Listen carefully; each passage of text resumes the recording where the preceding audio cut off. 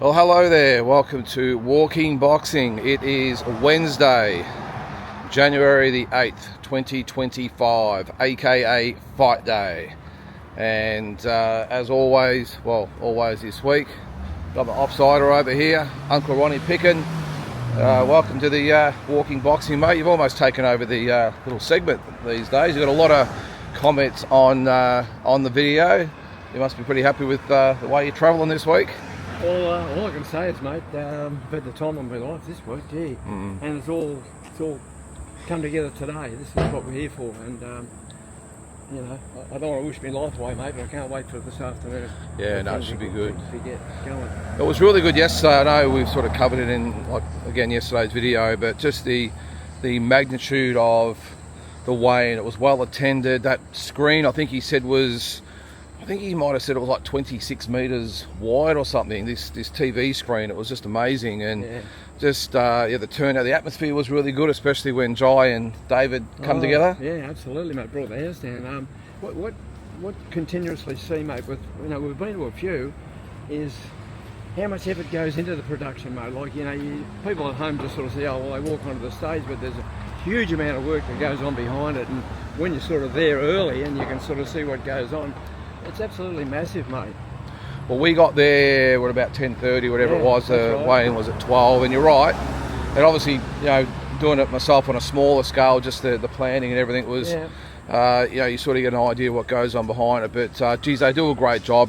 Fabulous job, mate. Mick Francis running around in the fluoro vest, sort of helping get everything together. Fran, his wife, and her offside, I can't remember her name, but whatever her name is, she does a great job. And I'm sure if you know the Tasman Fighters crew, you'll know what I'm talking about, running around and got the earpieces in and making sure everything is just A1.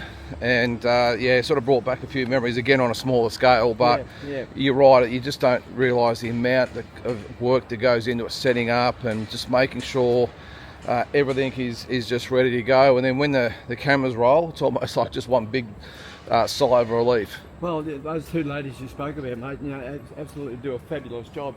And it's not a thankless job, but it's a job that the ordinary people don't even sort of see the effort they put into it, So they really need a definite pat on the back, I reckon. Yeah, they do. And so the venue itself, really good. I think it's a really been there before. Boutique-y type of arena, the Gold Coast Exhibition or Convention Centre, whatever it is, and just doing good things. And the fight itself tonight, mate, I mean, it's come around pretty quick, but geez, the little bit of aggro we saw at the end there, it's just added a little bit of spice to the whole thing, hasn't it?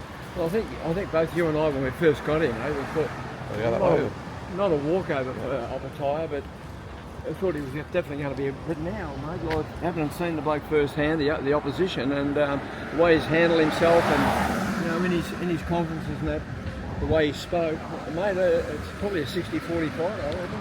Yeah, and it's interesting that in the apartment you've had YouTube sort of playing round the clock in the last few days, and strangely enough, last night one of his fights come up. It was with Louis Masters, which is probably not a great guideline example, or a guideline to go by, but it was only 4 fights ago, and I've got to admit, mate, watching him fight with David Nyika, I've got a feeling this there was a lot of holes, wasn't there? I had this thing in my mind after seeing David fight a few times.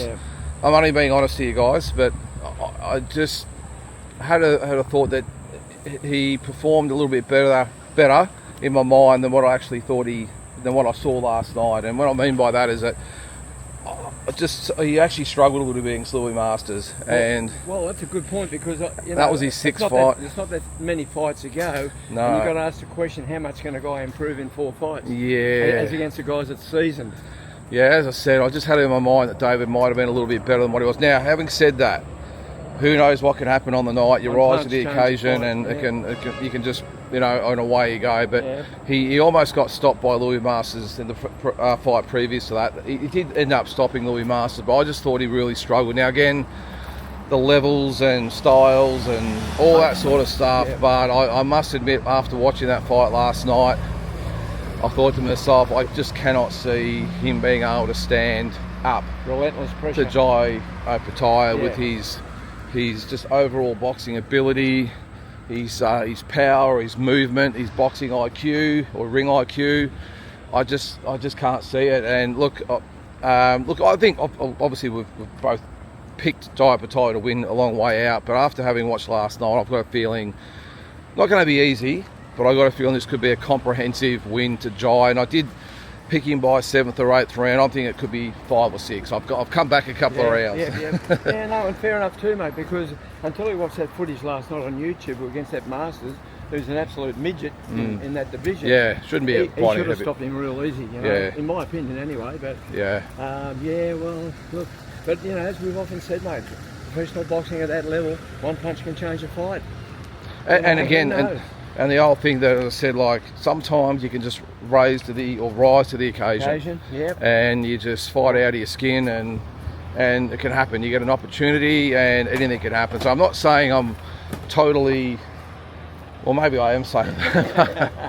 I'm trying not to say I'm totally discounting David Nyika, but from what I saw, Yeah. Well, you can only go and watch and see, really, and you know, and figure it out for yourself. Yeah, but as you sort of say, well, as you said yesterday, mate, like boxing history is dotted with upsets. yeah, no, Dotted it with is. it. And As big you say, thanks to they're that guy who just started the right lawnmower as we walked straight He past. must have known we were coming, mate. I think he did that on purpose. The opposition's paid him. But yeah, look, I don't know. Look, he's a big young guy in awesome nick. He looks the goods. I've just got a feeling that even looking at the looking Tszyu, I know it's not everything. A lot of fighters can look mean and nasty and everything else, but Tszyu has got it all in that he not only is he nasty and hard and mean and everything else, but the guy is a supreme fighter. Yeah. We also watched his fight with Marius Briedis. Yeah. What a fight that was. What a test. You know, like, that was a real test, wasn't it, mate? Oh, look, Marius Briedis, you know, he was gone for all money in the early rounds there. Look, I thought it was going to be an early stoppage, but Yeah. geez, mate, he bit down on that mouth guard and just come back hard. We saw, I think, a little bit of everything in Tszyu in that fight. I know it was, 2.5 years ago, whatever it was. Doesn't matter, mate. The determination was there, and you don't lose that. But to see, I suppose, the best and the worst and then the best again from Tszyu, we saw the first few rounds in that fight just totally outclass Absolutely. Briedis and just carve him up. That right uppercut, I think it was, that he landed on Briedis that broke his nose. Then, of course, Briedis got the punch in that broke Tszyu's jaw. Then you saw the heart of Tszyu hanging on, and to the point where they announced the decision, and he still wasn't too sure. Yeah, he wasn't sure. You could sort of see him too sure. But the poor bugger not even being able to celebrate. He had to get straight out of the ring. He had to get, he went to the change room. Well, mate, can you imagine being in a 12-round fight? In the 12th round, you got your jaw broken in 2 places, and you got a bloke that's coming at you pretty hard. Well, I spoke to Mark Wilson, his trainer at the time, the other day, and he was saying that they had suspicions that he'd cracked the jaw early on. Yeah. And he fought through, and he had no doubt that Tszyu would fight through it. And then it got to the point where later in the fight where I think the second break happened, and he was having trouble sort of keeping the mouth guard in, trouble breathing, and just wobbling all over. and then after the 11th round, it was like, well, pretty much, look at the jaw is gone. This kid's just going to have to pull it out, and he told Tszyu to just box, but Tszyu, I know he sort of did to some extent in the last round, but he still traded a little bit, but it was just a matter of hanging on, and he did, and just we saw the absolute ability of Tszyu in that fight, but then also the heart as well against a very, very good fighter. Well, he refused to be denied, mate, didn't he? Yeah. You actually see it on his face, I reckon. Just absolutely refused. Going to have to carry me out of here on the stretcher. And that's why I looked at his fight last night with Briedis, looked at Nyika's fight with Masters, and I know they're on 2 different levels, 2 different types of fights, but I looked at that and I thought, how is this guy going to outwork, out-muscle, out-fight 100%. Tszyu Opetaia? I just cannot see it. And I totally respect him for taking the fight, I really do. But I just think Tszyu is going to take Nyika apart after 3 or 4 competitive rounds, maybe. I think that Jai's going to really make an example of this guy. Yeah, well, I generally believe, mate,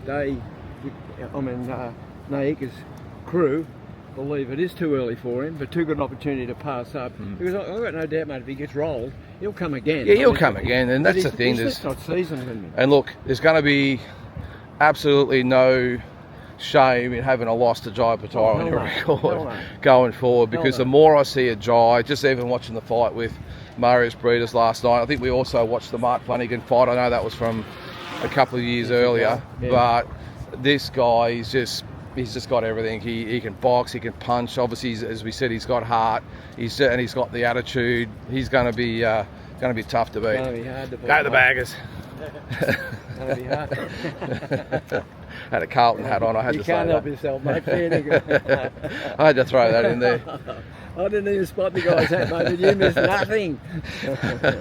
I saw him coming. Missed nothing. That bloody aerial ping pong they call it up here, don't they? I don't care what they call it, mate. Now, the other YouTube fights we watch, and we just finished watching it. Oh, God. Tszyu and Bakram Murata, because I don't know, you've got this YouTube channel, just plays random fights over and over, doesn't it? Yeah. So it's just totally just whatever comes up, and we've had a mix of everything. But we have. Strangely enough, the Tszyu and Bakram Murata fight came up, and I've got to admit, I obviously watched the fight live. It's the first time I've seen it, Lyndon. First time I've actually sat down and watched it from start to finish, including the ring walks and the introductions and everything. And obviously, like, after watching it live, I just watched highlights and replays and all that sort of stuff. Right, yeah. The first time I actually sat down and watched the whole thing from start to finish, and it was even worse than watching it live, wasn't it?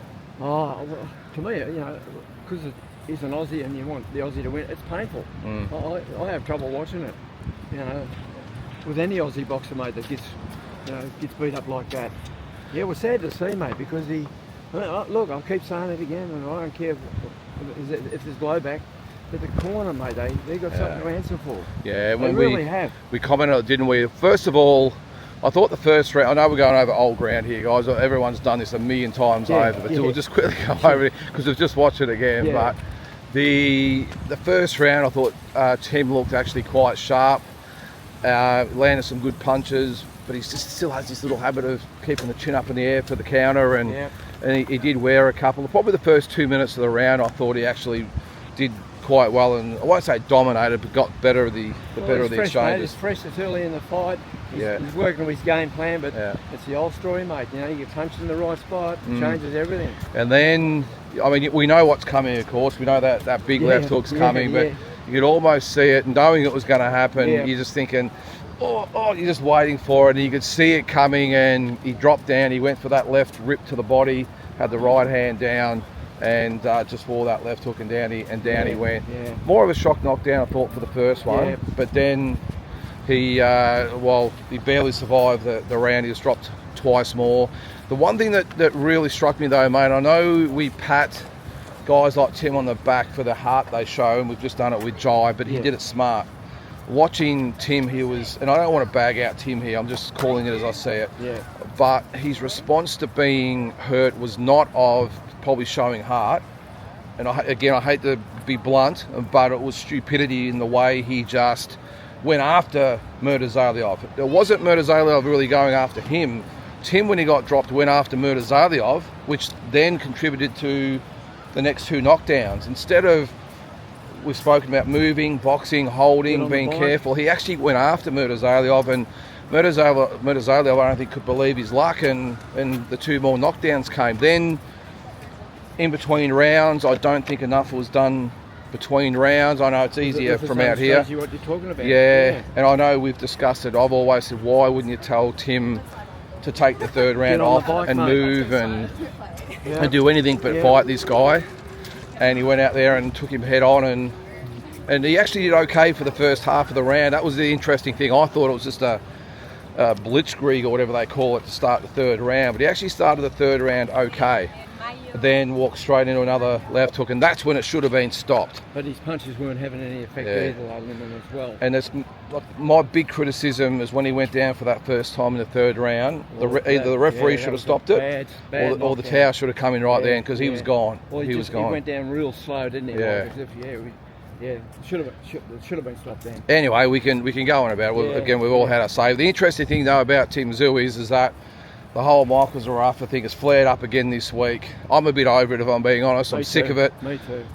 Seems like when there's not much going on in the no limit world, let's just call a few reporters or leak a few things, and let's just get this Michael Zerafa thing going again. Generate a bit of interest. I'm just over it, guys. I'm sorry, mate. I couldn't care less.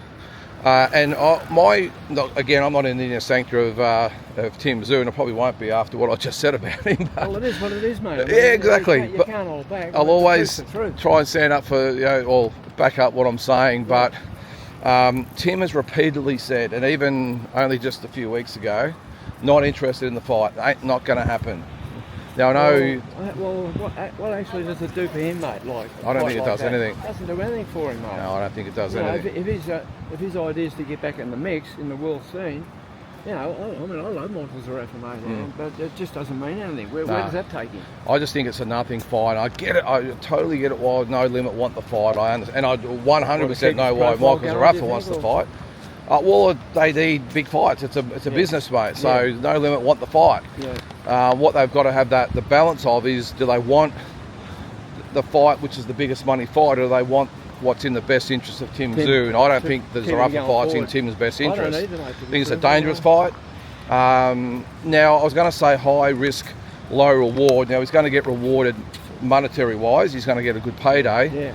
But are they looking long term and saying, all right, well, this is a risky fight, especially coming off the Murata fight? It's a very, very risky fight. I understand, again, No Limit want the fight because it's big money for all concerned. But I think, in my opinion, they're truly looking out for the best interests of their fighter going forward. Yeah.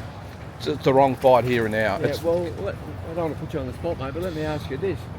Discounting the Michael Zerafa fight, who would you put him in with? I would have him maybe as a journeyman from the States. Maybe it could be a former world champion or a former contender, a name, but a non-risky fighter. Such as Keith Thurman? Someone like Keith Thurman. Yeah. I wouldn't fight him though, because he's dangerous. He's slippery. But he's unpredictable, mate. Yeah, he hasn't fought for about 3 years, and you don't know what you're going to get with him. So true, but he is. But I think someone like that, like a Tony Harrison type, one that's been around the block, maybe held a world title. Not a big puncher. We certainly don't want one of them. Just someone that's a half decent name that Tim can get a win, and just it's a name that people might recognise, and then he can rebuild from there. I just don't think fighting Michael Zerafa, he's going to be walking tall. Seeing what happened to Tim in his last fight, I just don't think it's a smart fight. It's smart as far as if you're the money people, but I just don't think for Tim, he needs a fight where he is going to dominate and not have any danger of really getting rocked. That's why I said a light puncher.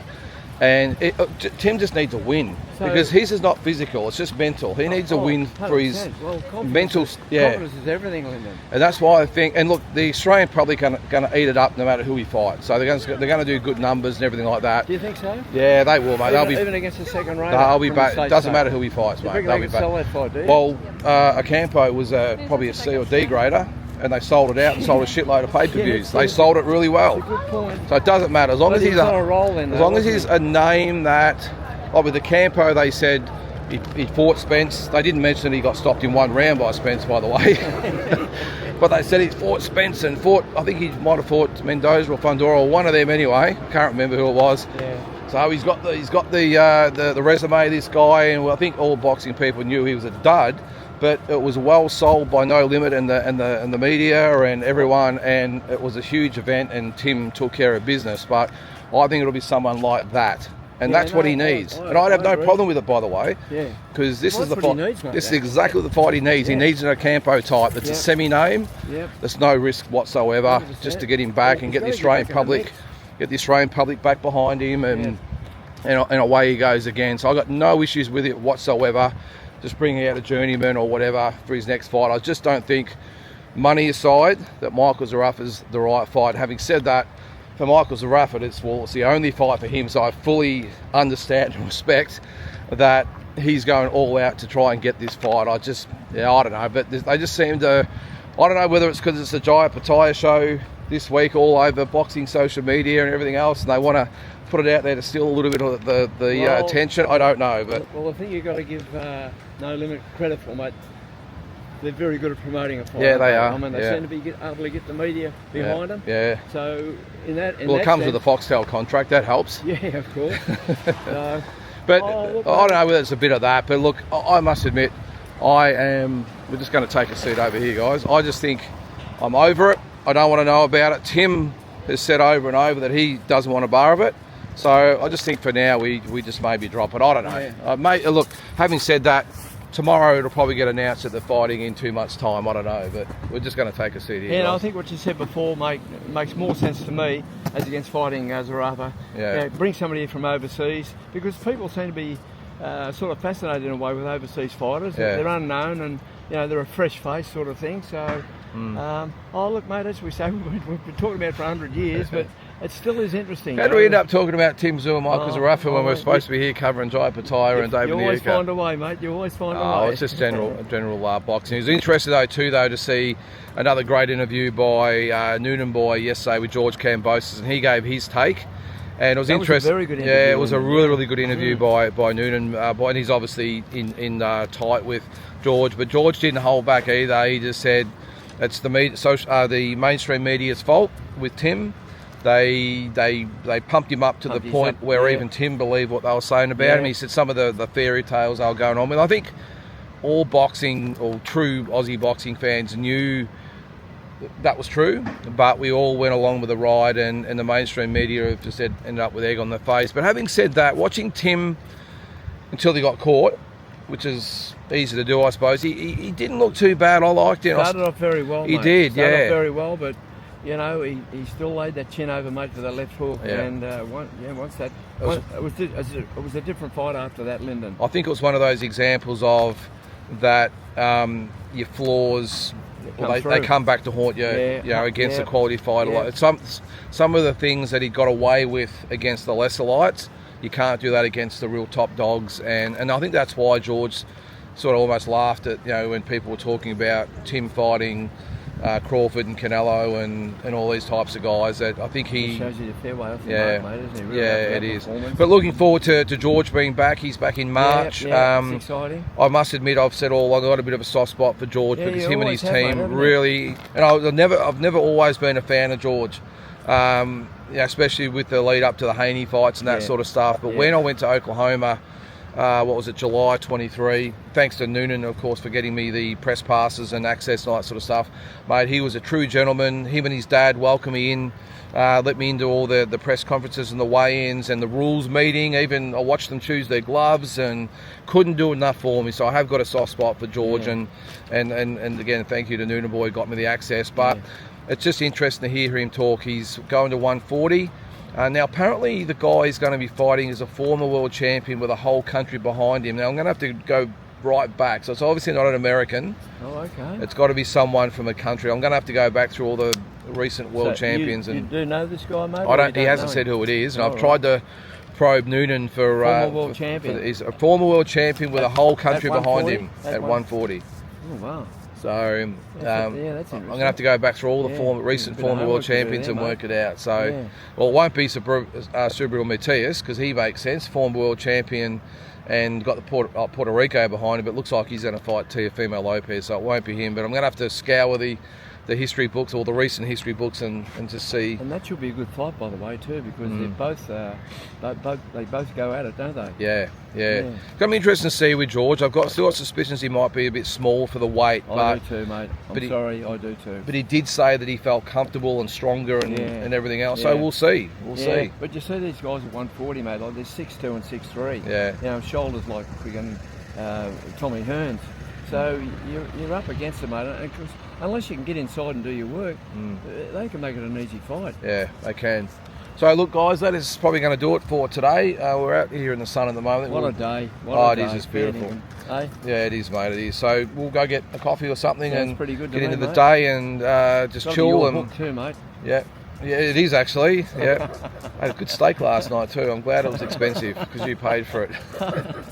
Jeez, when you leave with your chin, mate. Yeah, and there was a really good response about all the stories you told, mate. So we might do a bit of a wrap up of the fight tomorrow. But if we've got time, we might get a few more. You get me a bit nervous. I had someone say that we should be starting a podcast. I mean, geez, guys, don't give him too much of a big head. His own podcast. It'll be the Ronnie and Lyndon show, not the Lyndon and Ronnie show. Talk about a mumbler. Nah, all good, mate. All right, let's get out of the sun, go get a coffee, something to eat, and let's get on with the day. Sounds great. Thanks, guys, and we'll see you tomorrow with a wrap up of tonight's big fight. See you then.